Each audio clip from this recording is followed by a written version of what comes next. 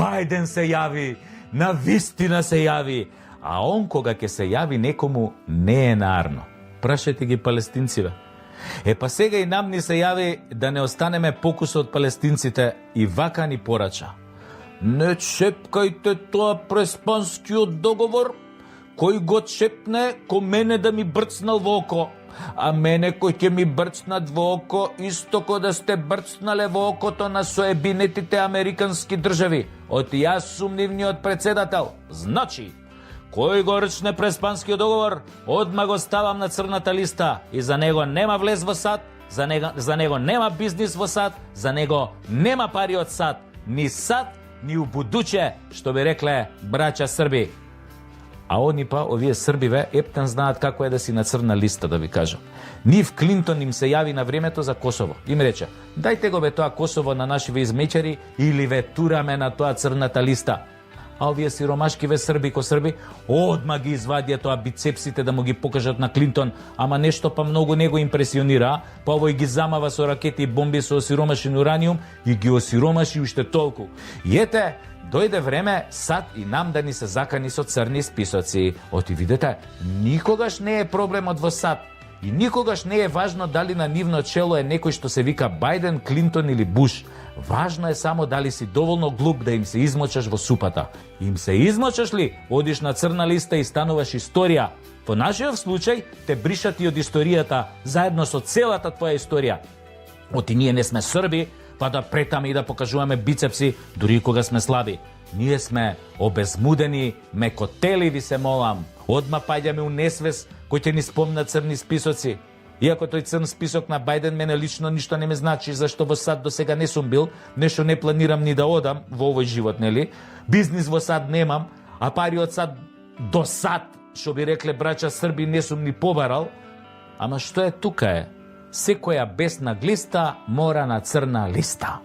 Оти според Бајден, ако го оспориш преспанскиот договор си закана за мирот на Балканот, поново нели Западен Балкан. Исто си нафркал ако го оспориш и оној Охридскиот договор од 2001 година кога практично капитулираше Асномска Македонија. Нема играње со мирот на Балканот.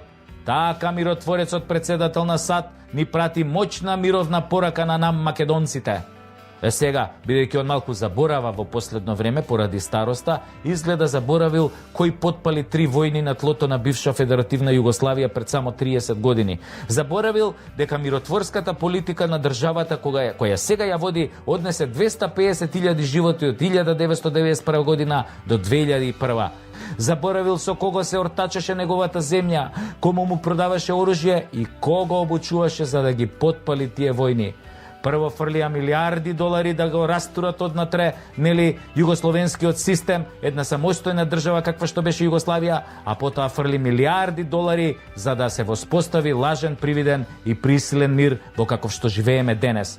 Да се разбереме, немам ништо против американскиот народ, ама баш ништо, напротив, но имам против твојата политика, брате Бајден, политика на империалистички колонизаторски закани како да живееме во времето на Колумбо.